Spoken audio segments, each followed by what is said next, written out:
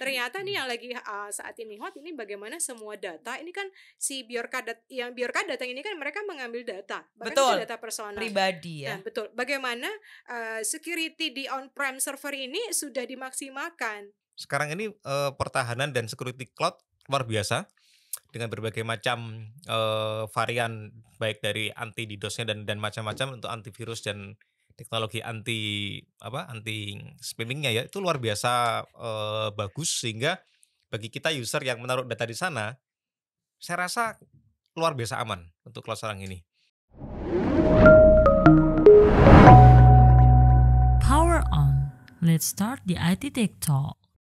Luar biasa. Tepuk tangan dulu dong ini buat AWS, keren banget ya.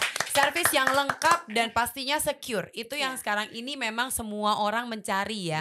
Nah, kalau mungkin dari kasus-kasus. Kok jadi kasus ya? Kasus tuh kesannya ngeri banget ya, kayak kriminal gitu ya. Nah, kalau dari yang sudah Mbak Mela hadapi dari customer-customer nih, ada nggak sih cerita nih ya, kayaknya alot banget mau pindah ke cloud, tapi akhirnya ganti, pindah juga? Yes, ada sih. Ada. Jadi sebenarnya melakukan perpindahan itu memang ya satu hal yang pasti how to convince pasti ya. Meyakinkan. Ini biasa urusan pria nih, gimana cara meyakinkan Pak Geri? Harus tampil meyakinkan gitu ya. Saya sudah yakin dari awal gitu. Jadi ada satu case gitu ya, di mana kami dari Asabet Computer Center juga sebagai partner, kami juga melakukan direct POC konsep gitu, bagaimana kita meyakinkan kebutuhan customer tentunya melakukan migrasi on-prem mereka gitu ya, atau dia mau melakukan untuk new workload atau aplikasi baru yang mau ditaruh di AWS gitu ya. Tentunya dengan beberapa POC dengan hasil yang cukup bagus gitu dan reportnya pun kita berikan, akhirnya itu juga menjadi satu pilihan yang tadinya menggunakan on-prem, akhirnya memilih untuk menggunakan AWS. Tentunya dengan managed services yang tim kami berikan gitu ya. Semua tim kami sudah certified untuk semua solution architect, the cloud practitioner, bahkan untuk sertifikasi AWS untuk profesional dan specialty, sehingga pada saat kita melakukan POC gitu ya, atau mungkin kalau bahasanya adalah uji coba, test drive. Apa sih yang mau dinaikkan gitu ya, atau migrasi apa sih, and then bagaimana runningnya, hasil reportnya seperti apa, dan kita bisa berikan data-data tersebut secara scalable tadi ya, terukur, sehingga manajemen atau teman-teman dari manajemen customer itu melihat, dan dari sisi cost tentu bisa melihat gitu ya. Dan benar pada saat sudah kita bantu sizing dan lain-lain, itu di lapangan atau nanti di realnya itu berjalannya akan sama. Gitu. Jadi sesuai dengan apa yang sudah kita setting di awal nih. Brosur ya. Betul. Jadi bukan itu ya, tipu-tipu belaka ya. Jadi bukan kena tipuan promo. Jadi akhirnya ya memutuskan. Jadi bagaimana untuk mengconvince gitu ya, menggunakan tadi hal yang tidak kasat mata, tapi akhirnya merasakan benefitnya untuk internally, bahkan untuk bisnis gitu, impactnya lebih banyak, ya akhirnya decide untuk move to cloud gitu. Jadi ya itulah yang memang Asaba di sini dengan kami dan tim gitu ya, tentunya untuk bisa membuat customer ini benefitnya lebih mereka rasakan compare dengan yang on-prem digunakan saat ini. Iya, kalau tadi kita sudah mendengarkan ya penjelasan dari Mbak Mela Sari tentang lika-liku ya, dari perjalanan untuk meyakinkan seorang customer atau seorang user dari yang tadinya tradisional berpindah ke AWS. Sekarang nih kita pindah nih ke Pak Geri yang sudah yakin seyakin-yakinnya dari awal ya. Aku senang banget loh tadi, yakin langsung, laki banget gitu. Nah, menurut Pak Geri ya, dengan berpindah ke AWS atau cloud computing ya, sebagai servicesnya kan AWS. Apakah ini menjadikan juga cloud itu sebagai sebuah strategi bisnis di perusahaan Pak Geri, Pak? Tentunya iya. Karena cloud ini kan server ya, kan infrastruktur. Kalau dalam Feng Shui 5 elemen itu elemen tanah nih kan. Aku langsung mikir gitu. Jawa ini ida-idaan tanahnya. Jadi leres. Dengan kita bangun bisnis kan kita juga perlu mempertimbangkan sektor infrastruktur. Misalnya kalau kita bisnis menginginkan sebuah fitur X, fitur X ini membutuhkan capacity planning yang tertentu. Kalau ini bukan di cloud, kita pasti butuh, saya minta waktu setahun misalnya. Kenapa? Bikin aplikasinya mungkin 6 bulan, pengadaan servernya another 6 bulan barangkali. Ya. Tapi dengan cloud, infranya consider done. Aplikasi sudah running, beres, tinggal deploy. Deploy server kurang, gedein. Ya, diukur ini masih terlalu boros, kita minimize, ya kan? Intinya bisnis butuh apa? Developer bisa provide dengan sangat cepat tanpa pusing soal keribetan di sisi infrastruktur, di sisi unsur tanah tadi kan. Consider tanahnya sudah ada, selalu ada, dan siap ditanami. Nah, itu dia. Gitu. Aku suka loh filosofinya mulai ke feng shui segala nih guys. Jawani ya. Jawani. Gitu Mbak. Jadi ini membuat perusahaan itu bisa agile ya. Dia melihat potensi pasar seperti apa, melahirkan riset-riset fitur-fitur yang berguna seperti apa, tinggal request dengan developer juga akan bikinnya dengan enak. Ya. Udah set jadi, tinggal tanam, tinggal deploy di tanah yang sudah ada. Berarti juga bisa menyesuaikan sesuai kebutuhan customer-nya. Sangat bisa. Oke, ini menarik nih. Nah, apakah itu yang menjadikan Pak Gary jatuh cinta sama AWS? Ya, salah satunya iya. Salah satunya. Salah duanya jadi dapat 8. Satu fleksibel. Salah duanya sisi security. Salah tiga neng cedak Solo ya. Ki cocok emang nek wong Jawa kabeh. Jadi karena bisnis kami ini kan menghandle dokumen ya. Menghandle data, privasi sekarang. Kita butuh mengutamakan security di atas segala-galanya. Tentunya orang yang berbisnis di security ketika dia milih sesuatu akan menilai secure nggak nih. Nah, itulah kenapa. Jadi kenapa kami memilih AWS, memilih cloud, itu sudah jawaban sebenarnya. Kenapa cloud ini menjadi sangat penting, baik dalam bisnis maupun ketika dibandingkan dengan tradisional ya. Karena ya kami aja yang bisnisnya di bidang security milih itu kok. Bayangkan, kan kerawanan itu terjadi dalam 3 hal biasanya. Dari user, kita nggak bahas itu. Dari sisi aplikasi, itu kita juga belum bahas, itu berarti salah developer kan? Salah developer. Ketiga, sisi infra. Nah, ketika ada data yang hilang, itu kebanyakan kan yang selalu dilihat pertama sisi infranya atau servernya nih. Kita selalu berparadigma, kalau server fisik itu aman. Kenapa? Kita jaga sendiri. Tapi yang tadi Mbak Mela bilang, nek kita jaga sendiri, resiko tanggung sendiri. Tanggung sendiri, bener. Dosamu tanggung dhewe. Leres kuwi. Kalau di cloud, dosane iki ono sing jaga rame-rame. Nah, ada banyak benteng yang kita bisa kerjasama. Tidak hanya effort kita minimal, hanya effort kita sendiri nih yang menjaga. Nah, itu bedanya. Dengan kita memilih cloud, itu penjaga kita sebenarnya banyak. Dari tim FOS-nya dari AWS, dari konfigurasinya dan arsitektural AWS memungkinkan penjaga itu berlapis-lapis. Ketimbang kalau kita jaga sendiri. Nah, bayangkan kalau kita fisik, misalnya maaf kata, gedung kebakar. Atau gempa. Musibah. Nah, gimana kan? Gedung kebakar, saluran listrik terputus, server mati, aplikasi nggak jalan, data nggak bisa diakses. Bye-bye cuan. Bye-bye cuan ya kan? Mending kalau cuman bye-bye cuan. Kalau ada user yang nuntut. Nah. Mateng kon kan. Itu. Tapi dengan cloud ini kan terhindarkan karena misalnya nih data center Indonesia kenapa? Nah, kita punya backup system yang bisa dijalankan di zona ya. Zona yang lain yang membackup ini tetap bisa jalan. Nah, ini tidak mungkin terjadi kalau kita pakai tradisional. Sistem backup dengan another region, another zona ini tidak ada di sistem tradisional. Oke. Gitu, Mbak. Nah, itu kalau tadi kita meng-compare dengan sistem yang tradisional. Tapi kalau misalnya kita berbicara nih di level bahwa di mana ada cloud services yang lain. Apa sih sebenarnya yang membedakan AWS dengan cloud services yang lain? Silakan, mau Mbak Mela dulu atau Pak Gary dulu? Bakul sih, Mbak Mela. Bakul sih, monggo Mbak Mel. Bakul sih. Biasa, ladies first. Ladies first. Jadi apa sih yang bedakan gitu ya? Tentu kalau kita mungkin di awal sempat sudah saya sounding gitu ya. Jadi si AWS Cloud Services ini sudah lahir di tahun 2006.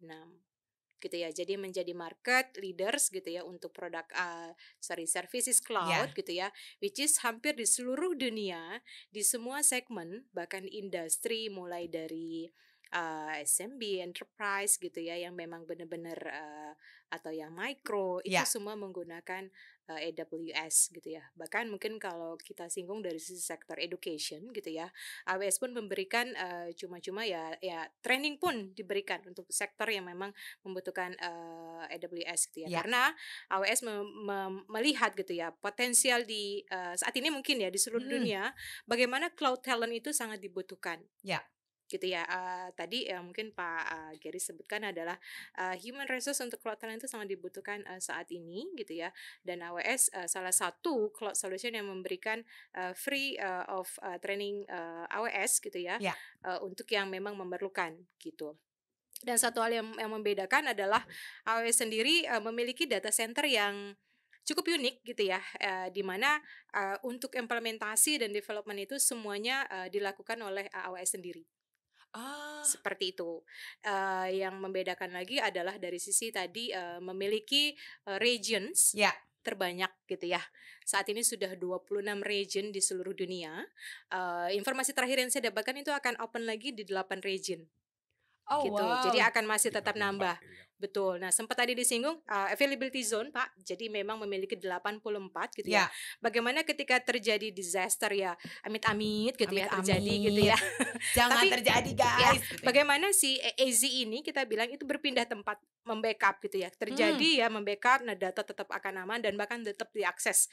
Terjadi tadi musibah ya, ada kebanjiran atau tadi gedung terbakar. Bagaimana kita langsung up-nya gitu ya. Downtime-nya tuh zero downtime gitu ya. Bagaimana langsung bisa up gitu ya. Mungkin setahun yang lalu terdengar ada ya gedung terbakar sehingga beberapa terjadi operasional tuh langsung pet mati gitu ya. Mampet ya. Raisa diakses gitu ya. Ternyata memang terjadi di satu kebakaran di gedung yang memang memiliki data center yang cukup di Jakarta yang memang cukup potensial gitu ya. Jadi ya itulah AWS adalah yang bisa memberikan atau membedakan dari produk cloud yang lainnya. Satu hal yang lain adalah AWS pun memiliki pilihan stack yang cukup varian, gitu ya. Jadi stacknya itu lebih bervariasi di compare dengan produk cloud yang lainnya. Jadi tentu selain AWS menjadi market leader gitu ya, tentu hampir semua kita bisa bilang industri atau perusahaan itu menggunakan AWS ya. Bahkan di Indonesia ya e-commerce, unicorn gitu hampir menggunakan AWS gitu ya. Kurang lebih seperti itu, Mbak. Oke, kalau dari sisi Pak Gary? Wah, tiba giliran saya ya. Tiba giliran saya pikir saya. komplit tadi. Wes komplit. Oke. Alasan kenapa kita memilih cloud buat kami pasti pertama security dulu. Dari sekian pilihan mana yang paling secure? Satu, data centernya ada di mana? Kedua, teknologi security-nya seperti apa? Ya kan? Setelah security, kedua adalah faktor flexibility. Kita kadang-kadang hanya butuh storage-nya only. Kadang-kadang kita hanya butuh computing-nya only, CPU-nya only. Nah, kita nggak terlalu butuh storage-nya atau sebaliknya. Nah, dua hal ini AWS memenuhi. Yang ketiga, faktor teknologi dan user friendly atau kemudahan ya. Seringkali kita butuh berintegrasi dengan berbagai macam source eksternal nih untuk deployment tools atau segala macam ya. Kalau anak-anak developer pasti tahu nih. Mana infrastruktur, mana cloud yang gampang atau mana yang sulit. Nah, di AWS punya istilahnya apa ya? AWS command line, saya lupa. AWS command line interface yang itu sangat bagus sekali. Jadi kita semudah itu untuk kita mengintegrasikan AWS ini dengan berbagai macam tool-tool yang kita butuhkan untuk deployment ya. Nah, ini keunikan dari AWS yang mungkin jarang ditemui di beberapa penyedia cloud service yang lain. Oke, baik. Tak tambahin dodolane. Tak tambahin dodolane. Jadi I Thinkers langsung kontak aja PT Asaba ya untuk AWS lebih lanjut kalau langsung mau POC ya kan? Tak tambahin mana kuwi dodolane. Mantap iki. Jadi tadi ya sangat mudah gitu ya. Intinya kuwi sangat mudah. Sangat mudah ya, memang pasti utama dari sisi security gitu ya. Jadi dari kemudahan dan kekerenan dari AWS yang dari tadi saya sudah mendengarkan ini, aku tuh sampai merinding loh beneran. Maksudnya gini, tadi tuh banyak sekali kemudahan-kemudahan yang diciptakan oleh AWS yang sangat membantu sebuah perusahaan yang mungkin tadinya dari konvensional berubah ke cloud yang pastinya secure ya. Kalau tadi kan diceritakan juga ada ya amit-amit ya nggak minta, tiba-tiba ada tragedi musibah. Nah, itu gimana Mbak Mel sebenarnya kalau dari cara penanganan dari si AWS-nya itu sendiri? Yes, jadi mungkin ya tadi ya kita nggak mau terjadi hal-hal yang negatif gitu ya, buruk-buruk terjadi. But in case it happens gitu, jika itu pun terjadi gitu ya, inilah cloud solution atau cloud services AWS itu memberikan bagaimana demand delivery. Demand delivery adalah ketika satu perusahaan terjadi mendapat musibah gitu ya, mungkin ada kebanjiran atau kebakaran, which is back end operational itu harus jalan gitu ya, data-data customer dan lain-lain gitu ya, mereka harus bisa live kembali dalam hitungan menit gitu ya, menit lah ya, mereka udah harus up gitu ya, which is untuk on-prem sendiri itu akan memiliki obstacle atau kesulitan yang sangat besar resikonya. Pertama kalau dari sisi hardware ya, mungkin sempat tadi dibahas sama Mas Gary gitu ya, ada chips atau mungkin Intel yang atau hardware gitu ya, spare part yang memang itu butuh waktu lama gitu ya, mungkin kita bisa bilang inden atau material constraint. Kita mau up aja ternyata ya bisa dibilang server atau hardwarenya itu butuh waktu hitungan bulanan. Padahal ketika terjadi musibah itu pagi hari gitu ya, minimum siang itu atau enggak hitungan jam sudah harus up. Minimum itu 4 jam itu udah harus up, karena ya itu tadi bisnis kan tetap berjalan ya kan, customer doesn't want to know gitu. Gak mau tahu gitu ya, gitu, gak mau tahu gitu ya. Tapi at the end memang tentu ada yang bisa dilakukan adalah AWS bisa melakukan atau workload apa nih undang server yang terjadi down gitu ya, langsung bisa di up. Kita mengetahui dari sisi spesifikasi workload aplikasi apa, utilize dari speknya seperti apa, kita sizing di AWS, and then kita langsung bisa up hitungan menit server sudah terbangun.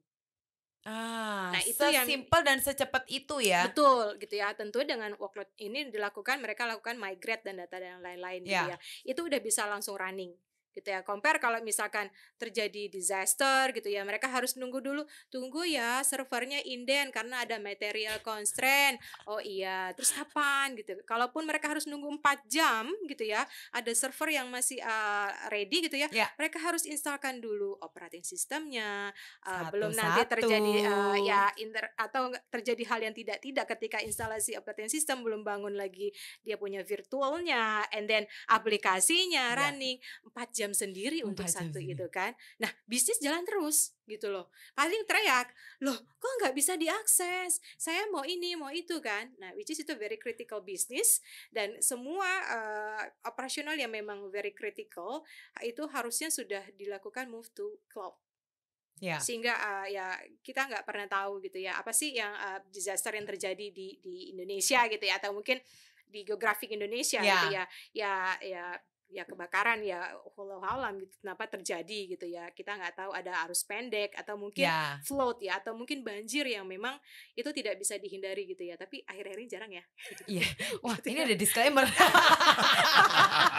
Cerita siapa ya gitu. Maksud saya itu terjadi gitu loh, bagaimana banjir itu menjadi salah satu bencana, akhirnya server down gitu ya, karena ada beberapa electricity yang memang itu terendam air dan lain-lain gitu ya, dan ada juga ya mungkin hal yang tidak diinginkan gitu. Dan bagaimana si AWS solution atau cloud-nya ini, servicesnya ini bisa membantu apps-nya tuh lebih cepat, and then bisnisnya berjalan kembali, cuan. Ini pasti Pak Gary juga setuju. Nah, dan tambahan lagi dari sisi Asaba pun kami bisa membantu untuk implementasinya. Gitu ya. Tentu tim-tim kami akan langsung memberikan support gitu ya. Kita akan lakukan duduk bareng gitu ya, workload apa dan lain-lain, kita akan bantu sizing, implementasi, bahkan kita bisa melakukan remote gitu ya. Kita bisa bangun AWS ID account gitu ya, dalam hitungan menit itu instannya sudah terbangun, sudah running gitu ya, tinggal bisa jalan. gitu, tinggal sudah bisa digunakan dan bisa diakses seperti itu. Luar biasa, keren banget. Emang AWS ini solusi yang bukan kaleng-kaleng ya Mbak Mel ya. Iya, kalau bisa dibilang demand delivery bahasa kerennya. Demand Orang delivery. milenial. Atau bisa dibilang mau sekarang, hayo cepat gitu ya. Nah, sing cepet kui sing menarik, ya kan? Nah, gimana Pak Gary? Pernah punya pengalaman yang sama? Kalau dengan AWS pengalaman buruk belum pernah ada ya. Bersyukurnya kita belum pernah mengalami. Hanya pengalaman karena kesalahan user, kesalahan. Kadang-kadang kita salah konfigurasi atau salah apa, ya kan? Sistem crash. Bukan kan AWS-nya, karena si mungkin dari DevOps kami sesuatu yang terjadi kurang gitu ya. Nah, tapi yang penting adalah bagaimana itu running kembali. Kalau ini terjadi di fisik, atau mungkin terjadi di another cloud yang lain, mungkin tidak sesimpel itu. Dengan AWS cukup restart service-nya selesai. Artinya human error itu mungkin terjadi. Tetapi dengan teknologi konfigurasi yang dibangun oleh AWS, solving-nya itu semudah on off tombol handphone. On, udah restart hidup lagi. Nah, satu itu. Kedua, AWS ini kan tadi ya, elemen bumi ya, tanah ya. Tanah yang subur, ketika ditanami benih yang bagus, niscaya hasilnya juga bagus. Nah, masalah tanahnya harusnya sudah done di AWS nih. Semua sudah terbangun. Tinggal yang sering terjadi itu adalah di sisi petaninya nih. Nyepakno benih, nyiapin benihnya. Nyiapin benihnya. Artinya apa? Bagaimana kita manfaatkan teknologi dari AWS? Sudahkah kita sebagai developer mempersiapkan backup sistem mekanisme? Sudahkah kita mempersiapkan load balancer, ya kan? Jadi kadang-kadang ini nggak dipersiapkan, terus terjadi down, bisnisnya terganggu, terus developernya blaming ke infrastrukturnya atau ke cloudnya. Lu ini padahal nggak gitu, karena bukan di sisi itu salahnya di sisi konfigurasi yang human ini lakukan, di sisi petaninya, di sisi developernya. Nah, sebaiknya kalau memang butuh bantuan untuk membantu merancang instance yang bagus, merancang load balancer yang bagus, merancang backup system yang bagus, ya kan? Kalau memang belum ada talent internal yang memadai, di sini bukan untuk memilih AWS-nya, tapi pemilih vendor AWS-nya siapa. Saya bantu promosi Asaba nih, Pak. Ya. Jadi saya lagi dengerin nih punchline-nya. Iya, perlu dilihat nih vendor yang saya saya kerjasama ini capable apa untuk membantu kerepotan kami di kemudian hari. Betul. In case kita nggak bisa gini, nah ini si partner bisa bantu nggak di sana. Dengan begitu nih saya developingnya aman, infranya aman, elemen tanahnya aman, jejak bisnisnya juga aman. Bisnisnya, aku suka nih bagian jejak bisnisnya. Aku jadi Jogja tenan ya. Langsung loh gue loh, ngayuk Yogyakarta Hadiningrat teko. Hadiningrat ya kan. Ya, ini sungguh menarik sekali ya. Memang juga salah satunya nggak cuma cloud servicesnya aja nih ya, tapi juga partnernya siapa? Apakah bisa berjalan bersama, beriringan, biar jejak apa menggok-menggok gitu ya. Nah, oke, kita kembali ke Mbak Mela. Mbak Mela, ini ada kan tadi Mbak Mela sudah sempat singgung mengenai kasus hacker ya, yang sekarang lagi trending di mana-mana tuh. Mas Biorka itu ya, atau Mas atau Mbak sih sebenarnya nggak tahu ya, agak nggak jelas gitu ya. Nah, pernah nggak AWS menangani kasus mengenai hacker? Ya, jadi kurang lebih kalau selama ini sih belum pernah terdengar ya beberapa yang menggunakan AWS itu terkena gitu ya, karena dari sisi security tadi memang dari AWS sendiri ada platform yang sophisticated, secure gitu dan scalable gitu ya. Tentu bagaimana si AWS ini sebagai services cloud ini mengutamakan dari sisi security gitu ya, karena ada security and compliance yang memang pada dasarnya sudah disiapkan oleh AWS gitu. Jadi ada benar-benar bagaimana access management and then group account grouping gitu ya dan lain-lain gitu ya. AWS sendiri sudah membuat di dalamnya gitu ya untuk menghindari terjadinya hackers lah ya, cyber security lah ya yang terjadi. Bagaimana tentu pasti akan banyak ya, baik maupun yang domestik maupun yang luar gitu ya kan. Terus melakukan hal tersebut gitu ya. Dan bagaimana penanganannya ya, so far ya tadi si AWS sendiri sudah memiliki namanya secure compliance compliance yang memang sudah dimiliki by default sudah diterapkan di data center mereka di AWS ya. Karena AWS itu akan kayak double protection gitu ya. Bagaimana setiap user yang menaruh gitu ya produk atau aplikasinya di the cloud computing, tentu dari sisi user pengguna ini mereka sudah memiliki protection by themselves gitu ya. Mereka pasti punya antivirus sendiri yang mereka taruh gitu ya. Mungkin ada produk security lainnya, dan bagaimana si AWS ini melakukan double security gitu ya, melindungi cloud yang ditaruh yang memang customer sudah memiliki security, dan jadi double garden gitu ya. Double garden, baik. Ya, double garden. Jadi sehingga udah aman nih customer. Nah, AWS ini tugasnya adalah melindungi ya kan apa yang sudah ditaruh di cloudnya AWS gitu. Sampai saat ini belum terdengar sih. Tapi jadi intinya sedia payung sebelum hujan. Sedia payung sebelum si AWS sudah melakukan itu. Belum pernah terdengar sih. Selama mungkin hampir mau 16 tahun ya. Jadi selama ya 15 tahun gitu ya. Jumlahnya customer di AWS seluruh dunia itu miliaran gitu ya. Menggunakan, belum pernah terdengar sampai saat ini sih. Gitu. Tapi memang sempat ada yang tanya gimana nih AWS gitu kan ya. Dan beberapa diberikan informasi dan ternyata oh ya AWS sudah memiliki ya double garden atau security yang memang sudah bisa menanggulangi beberapa serangan cyber security. Berarti nggak berarti salah satunya saya yang nanya barusan. Maksudnya dari banyak itu ya. Oke, baik. Karena sebenarnya kalau misalnya kita obrolin lagi lebih panjang lagi, kita sebenarnya bisa bikin podcast sampai 30 episode ya, membahas mengenai AWS. Tapi berhubung sudah dikasih timer nih, time out ya dari tadi. Oke, baik. Ya, jadi teman-teman iThinkers, buat teman-teman iThinkers yang saat ini sedang running bisnis juga dan masih di area tradisional, belum berpindah ke cloud, ini adalah solusi menarik yang ditawarkan oleh PT Asaba Computer Center sebagai distribution partner ya dari AWS ya. Dan ini bisa menjadi sebuah strategis bisnis baru di era transformasi digital di mana membutuhkan kecepatan atau agile, dan pastinya secure di saat kita tidak tahu ya apakah mungkin musibah akan berdatangan. Lebih baik sedia payung sebelum hujan, tadi kata Mbak Mela ya.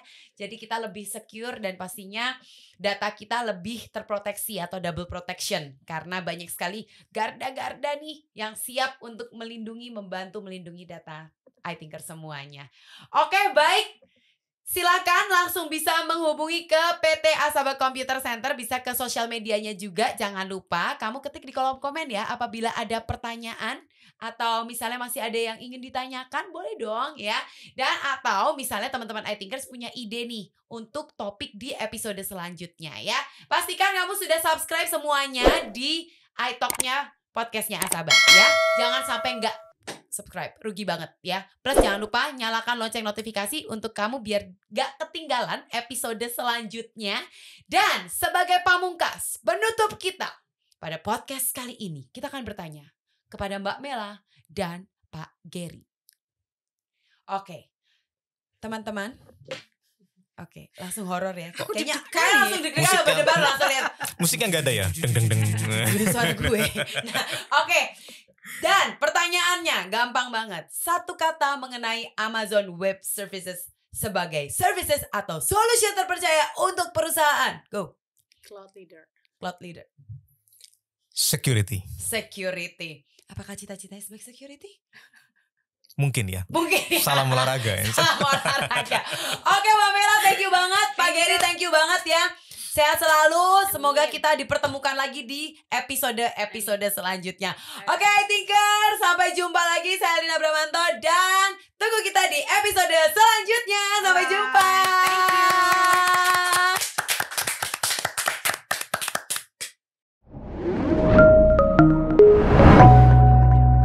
Power on. Let's start the IT Tech Talk.